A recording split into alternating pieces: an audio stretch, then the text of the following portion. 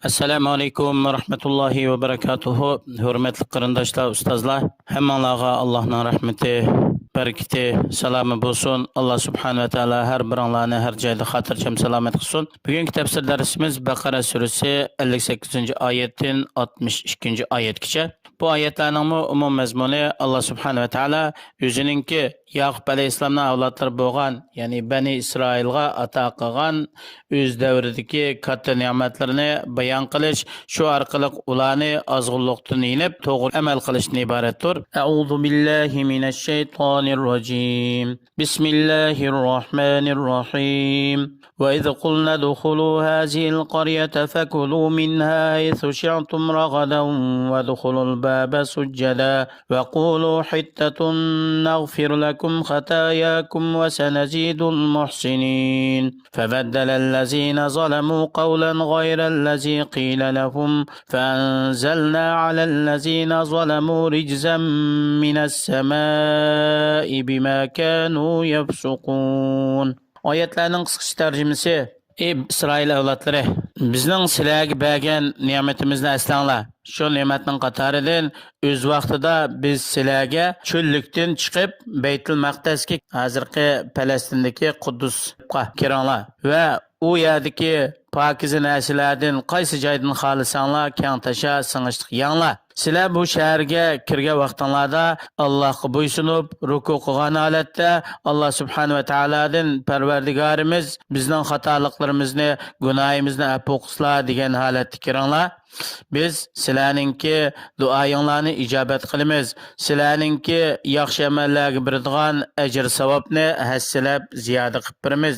Ulardan o'zga zulm qilganlar, Isroil avlodlaridan o'zga zulm qilgan bir turli kishilar bu ishni o'zgartib etdi va so'zni boshqaga o'zgartdi. Bular Allohga bo'ysunib ruku qilgan holatda kirishning o'rniga, ya'ni kasalarni to'lg'ab, yerga so'kib kirdi. Bular gunohimizni kechirim qilsa degan so'zning o'rniga bizga bir tag'adidan baslar deb Allohning buyrug'ini masxir qilgan holatda kirdi. Haqiqatan bu jazo, ya'ni Alloh subhanahu va taolo ulardan o'zga zulm qilganlarga osmondan azob tushirdi.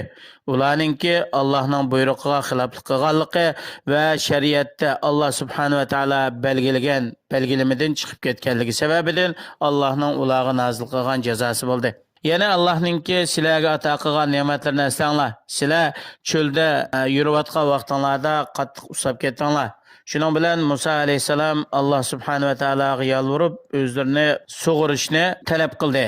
Va idistasqa Musa liqaumihi faqulna drib bi'asaka al-hajar فانفجرت منه 12 عينا قد علم كل أناس مشربهم كلوا واشربوا من رزق الله ولا تعثوا في الأرض مفسدين. Yani Allah subhanahu wa ta'alaninki sizlar çölde qattiq ussuzlik qilgan vaqtinglarda Musa alayhissalom Allohga yalvorib, Allohdan sizlarni sug'urishni talab qilgan vaqtida Allohninki ato qilgan ne'matlarni eslanglar. Biz Musa alayhissalomni hasi bilan toshni urishga buyurdik.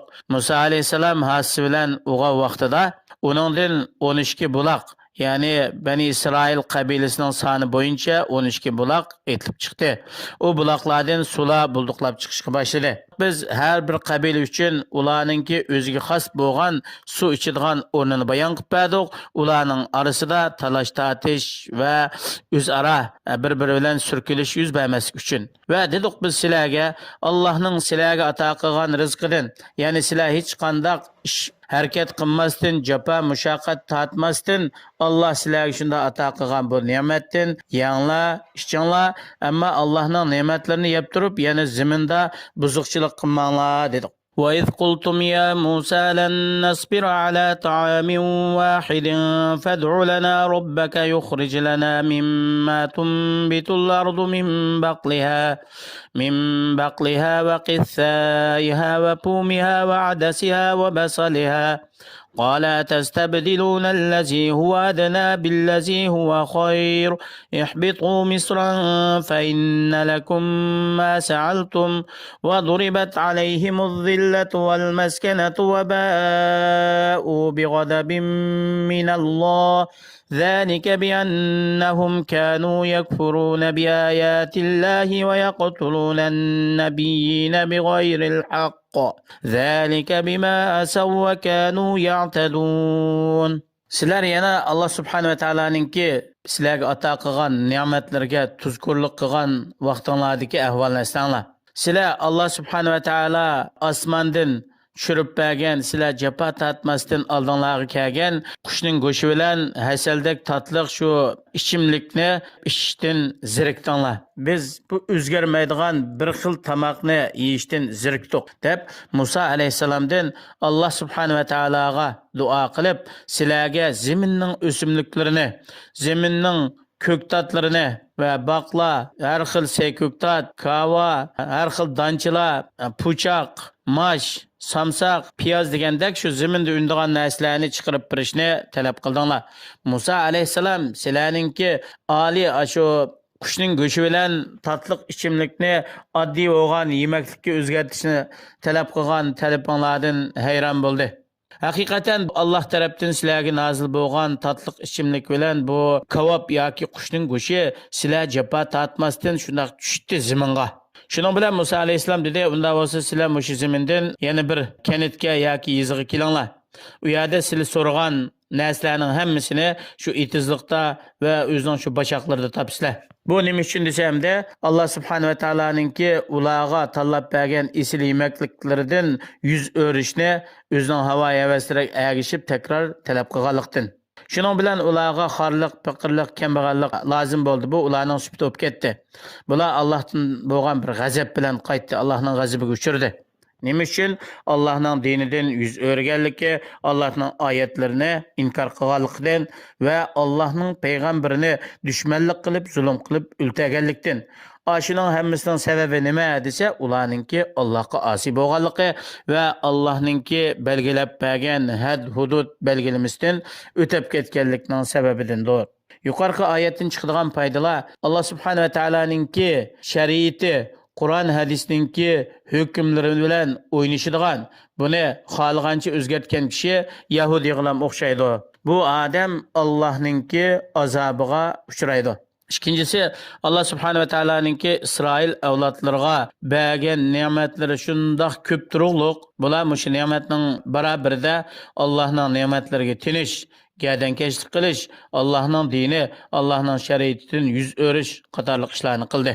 Hamda gunoh ma'siyatninki shumliqi, ya'ni Allah subhanahu va taolo belgilab bergan belgilamidan o'tib ketib, Allohning prinsipiga rioya qilmay, shu aqlsiz hayvonlardek yashaganninki shumliqi oqibati nima desa, bundaq insonga yoki har qanday bir millat, har qanday bir qavm Allah va Allohning rasulininki ko'rsatmasiga amal qilmaydi ekan, buyrug'ini o'rindamaydi ekan, cheklamasidan yonmaydi ekan, ularga xorliq tushidi.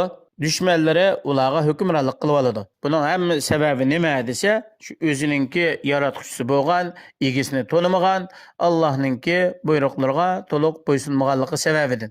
Shuning uchun har bir millat izzat, hurmat, shon sharaf bilan dunyo oxiratda baxt saodat bilan yashashni maqsad qiladi ekan, cho'qim oldi bilan o'zini isloh qilishi, o'zining xatoliqlarini tuzitishi, kamchiliklarni tuzitib, Allohga yarg'idek shaklda moddiy, ma'naviy tarafdan tayyorlik qilishi, Alloh subhanahu va taoloninki buyruqlarini kuchining yetishicha to'liq o'rindishi, Alloh subhanahu va taolo cheklagan ishlardan keskin yenishi, shu orqali o'zimiz Allohga yarg'idek bo'lgan vaqtimizda Allah subhanahu va taolo bizga cho'qim yordam beradi. Mayli biz oddiy sabablarni qilsaqmi, Allah subhanahu va taolo biz kutmagan joydan bizni dushmanlarimiz ustidan g'alaba qilg'idek turli yani yordamlar bilan Allah yordam berdi. Allohning qo'shinlari intayin ko'p. Alloh subhanahu va taolo pasha chivinchilik narsalarni avatish bilanmi yer yuzida takabburlik qilgan, cho'ngchilik qilgan dushmanlarni Alloh halok qilishga qodir. Buning uchun yani Qur'oni Karimda bor intansurullohi yansurkum. Sizlar Allohning diniga yordam bersanglar, Allohmi sizlarga yordam beradi. Allohning diniga qanday yordam beramiz deganda, oldi bilan shu Alloh subhanahu va taolo dinda nimaga buyurgan bo'lsa, kuchimizning yetishicha buni ado qilishga tirishimiz. Nimadan cheklagan bo'lsa, buningdan cheklanamiz. O'zimizningki barliq ish faoliyatlarimizni Qur'on hadisninki hukmiga uyg'unlashtiramiz va qalbimizni poklaymiz, amallarimizni riyodan xoli ixlos bilan qilamiz. Shuna qilgan vaqtimizda Alloh subhanahu va taoloninki yordamiga erisha olamiz. Dunyo va oxiratda baxt saodat topamiz. Mushu dunyodami xorliqdan qutulib, hur, erkin, mustaqil davlatimizda yashaydigan bir sharoitga ega bo'lamiz. Alloh subhanahu va taolo har birimizni maqsadimizga yetkazsin. Vassalomu alaykum va rahmatullohi va barakatuh.